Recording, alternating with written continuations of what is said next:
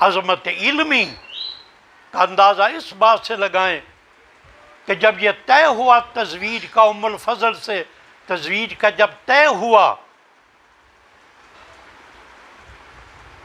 تو پھر یہ جب چیلنج کیا گیا کہ امام ابھی بچے ہیں، امام نے فرمایا کہ جو شخص مجھ سے مناظرہ کرنا چاہتا ہے، تو اس وقت کے قاضی القضاء یحییٰ بن اقسم کو پیش کیا گیا۔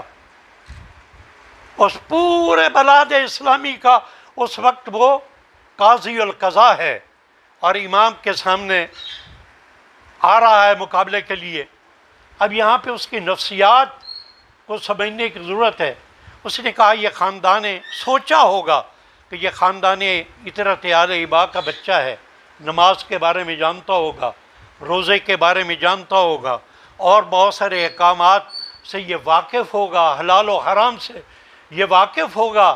کیونکہ ابھی یہ بچہ ہے اور اس پہ حج واجب نہیں ہوئی، تو شاید یہ حج کے احکامات سے ناواقف ہو، لہذا اس نے یہ طے کیا کہ میں امام سے جو سوال کروں گا وہ حج سے متعلق ہوں گے۔ اس نے سوال کیا کہ اے زمانے کے امام، یہ میں لفظ استعمال کر رہا ہوں، شاید اس نے نہ کیا ہو، اے فرزند رسول، آپ ایسے شخص کے بارے میں کیا کہتے ہیں کہ جس نے حالت احرام میں شکار کیا ہو؟ اب تاریخ کے اوراق کو کھنگال کر دیکھ لیں، آپ سیرت ائمہ معصومین علیہ السلام کا مطالعہ کر کے دیکھ لیں۔ آپ علامہ ذیشان حیدر جوادی صاحب کی سیرت ائمہ معصومین علیہ السلام پڑھ کے دیکھ لیں، آپ دیگر کتب ہے سیرہ ائمہ معصومین علیہ السلام پڑھ کے دیکھ لیں۔ اس نے ایک سوال کیا تھا امام سے کہ ایک شخص حالت احرام میں شکار کرتا ہے تو اس کا کیا حکم ہے؟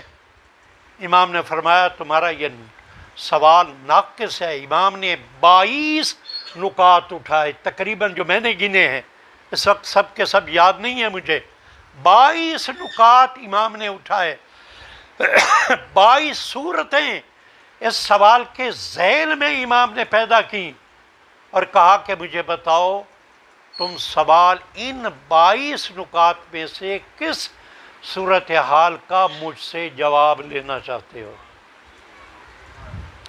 یہ وہ ازوات مقدسہ ہیں کہ یہ دنیا کے مدرسوں میں علم نہیں پڑھتے، یہ مخزن وحی سے حاصل کردہ علم جو سینہ بسینہ دہنے مصطفیٰ سے سینہ مرتضیٰ میں منتقل ہوا، اور پھر ان کی پاکیزہ نسل میں یہ علم منتقل ہوتا گیا۔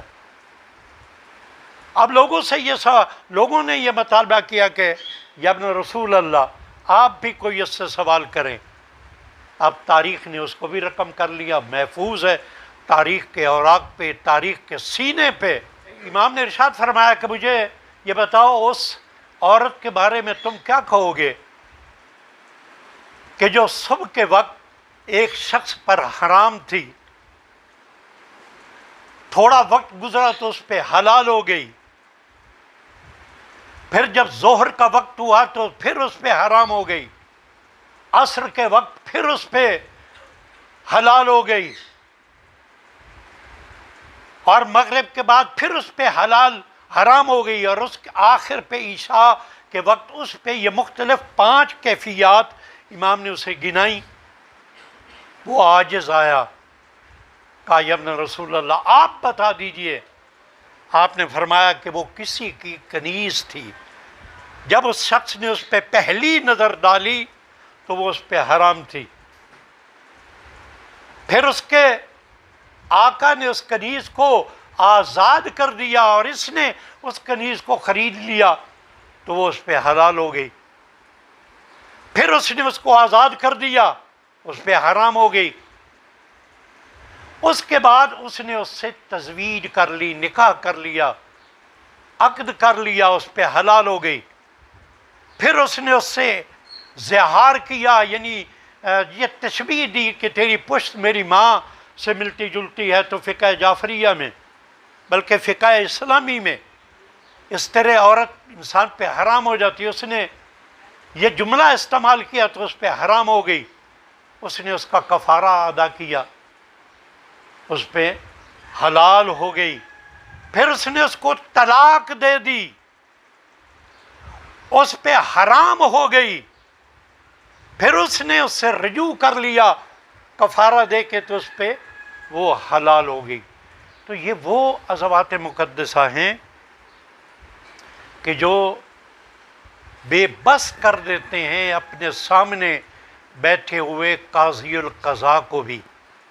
اور آج کا اگر کوئی بدبخت دشمن یہ بات کرتا ہے کہ کیا ہیں خدمات ان ائمہ معصومین علیہ السلام کی دین کے حوالے سے، تو میں اس شقی کو اور اس جیسے دیگر شقی افراد کو یہی پیغام دوں گا کہ سیرت ائمہ معصومین کو پڑھ کے دیکھو.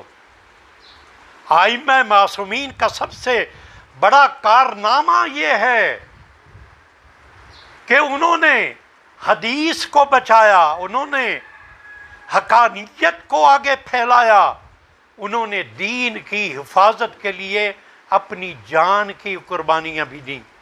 ایک پیغام جو سب سے بڑا سیرت ائمہ معصومین علیہ السلام میں ملتا ہے اور امام محمد تقی علیہ السلام کی سیرت میں بھی ملتا ہے کہ ہر معصوم نے یہ کوشش کی کہ اپنے مرکز علمی میں بیٹھ کر ترویج دین اور حفاظت دین کے کام کو آگے پہنچایا جائے. یہ وہ مرحلہ ہے کہ جس مرحلے پہ سیرت ائمہ معصومین علیہ السلام میں ہمیں قربانیاں نظر آتی ہیں، ہمیں ایثار نظر آتا ہے، ہمیں وہ قتل ہوتے ہوئے نظر آتے ہیں، ہمیں وہ زہر سے شہادت پاتے ہوئے نظر آتے ہیں. میں آخر میں امام کے اس قول پہ اختتام پذیر کروں گا. ایک دفعہ بابا بلند صلوات پڑھیں. امام نے فرمایا کہ کوئی شخص اس وقت تک ایمان کے کمال تک نہیں پہنچ سکتا جب تک کہ وہ دین کو اپنی خواہشات پر ترجیح نہ دے. کوئی شخص بھی ایمان کے کمال تک نہیں پہنچ سکتا جب تک وہ اپنی خواہشات کو دین پر قربان نہ کرے. اور کوئی شخص ہلاک نہیں ہوتا اس وقت تک کہ جو دین کو اپنی خواہشات پہ قربان کر دیتا ہے.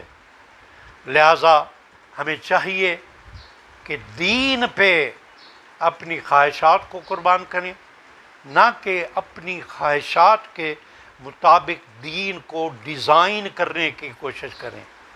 سیرت ائمہ معصومین علیہ السلام ہمیں یہی پیغام دیتی ہے.